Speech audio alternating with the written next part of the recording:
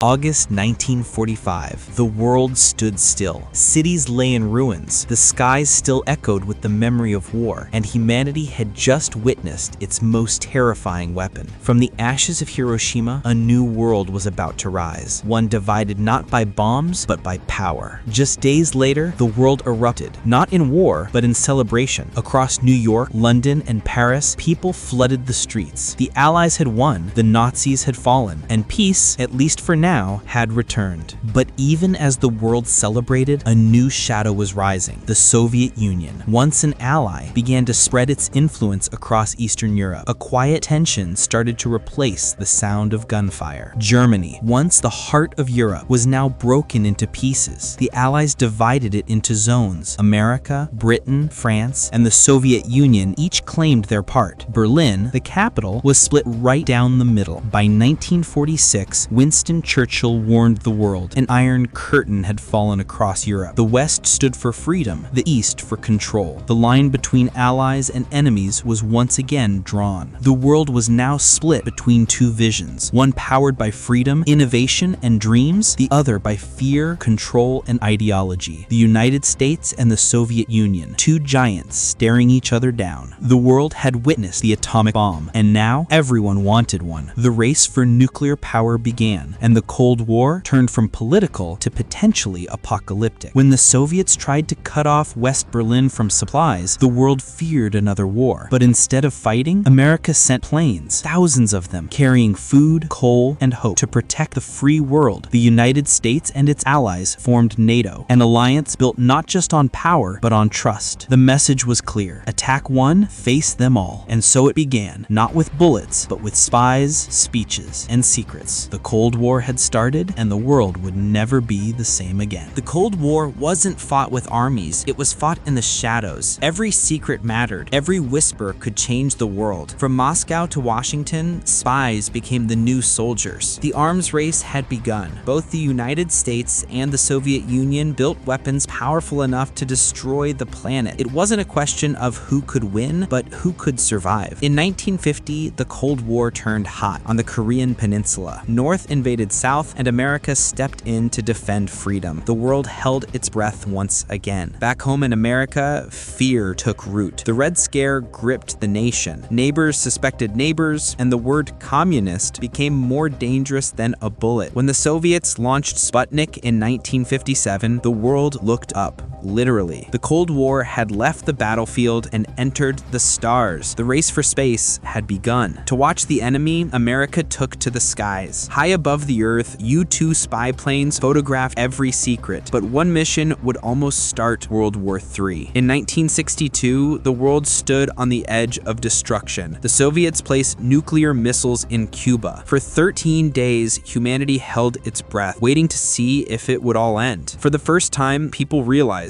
one wrong move could end everything. Families built bomb shelters, schools ran nuclear drills, and the future felt uncertain. Amid all the fear, some dreamed of peace. Treaties were signed, leaders met behind closed doors, and for a moment, the world hoped the Cold War could end without fire. Peace was fragile. Beneath every smile was suspicion, beneath every handshake, a hidden weapon. The Cold War didn't end, it simply changed form. June 6, 1944, the largest amphibious invasion in history begins. American, British, and Canadian troops storm the beaches of Normandy, facing relentless German fire. The tide of war is turning. By August 1944, the City of Light was free again. After years of Nazi occupation, Parisians flooded the streets, waving American flags as Allied tanks rolled through the Champs-Élysées. In the final months, Hitler retreated to his Berlin bunker. As the Allies closed in, the dictator refused surrender, but the end was inevitable. April 1945. Soviet forces surrounded Berlin. Street by street, they fought their way to the heart of the city. The Reich was collapsing. May 8th, 1945. Victory in Europe. The war in Europe was over. Crowds celebrated, soldiers wept, and the world took a breath of relief. While Europe rejoiced, the Pacific was still at war. Japan refused surrender, and the US prepared for its most brutal battles yet. Iwo Jima, a volcanic island, turned into hell on on Earth, thousands died, but one image would define American courage forever. Deep in the deserts of New Mexico, American scientists worked in secret, their mission to build the most powerful weapon in history. August 6, 1945. The world changed forever. The first atomic bomb fell on Hiroshima, unleashing destruction beyond imagination. With Japan's surrender, World War II ended. Over 70 million lives were lost. The world was scarred, but from the ashes, a new era began.